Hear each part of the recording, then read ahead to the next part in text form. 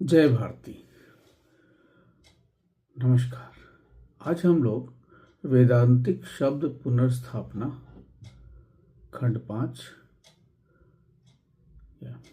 के बारे में बात करेंगे। इसमें 5 नए शब्द अहंकार, अज्ञान, चित्त, मन और बुद्धि, इसको हम समझने का प्रयास करेंगे कि भागवत गीता में या वेद में या संस्कृत के जो शब्दकोश हैं उसके आलोक में क्या कहा गया है, और इन्हीं शब्दों की जो आधुनिक विकृति हो गई है, जैसे हम पहले भी इस बात को हम ध्यान में लाया गया है कि इस विकृति को कैसे रोकना है, और इसके जो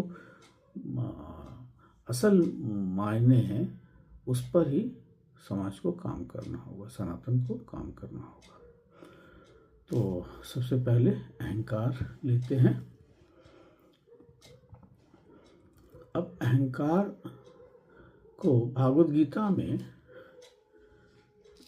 अहंकार को कर्मयोग के 27वें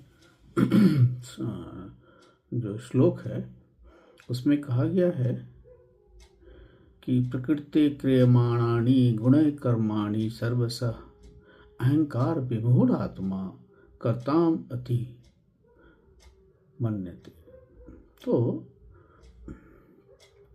यहाँ भगवान जो कह रहे हैं कि जैसे प्रकृति शक्ति द्वारा जो क्रियान्वित त्रैगुण है उसी से सारे कर्म हो रहे हैं, गुणा गुणेषु वर्तन्ते। तो यहाँ मैं हूँ कर्ता भाव से यह विचार करने लगता है, क्योंकि अंतःकरण जो है वह अहंकार से मोहित हो गया। तो यहाँ अहंकार मतलब मैं करता हूँ ऐसी धारणा हो गई है। वो जो अंतःकरण है वह उसे लगता है कि मैं तो करता हूँ, मैं ही करता हूँ, कर्ता भाव आ गया। तो इसकी जो अवधारणा आ गई है उसके अंदर में, इसको अहंकार कहा गया है। इसको कर्तव्य का अभिमान कहा गया है, इसको देह का अभिमान कहा गया है।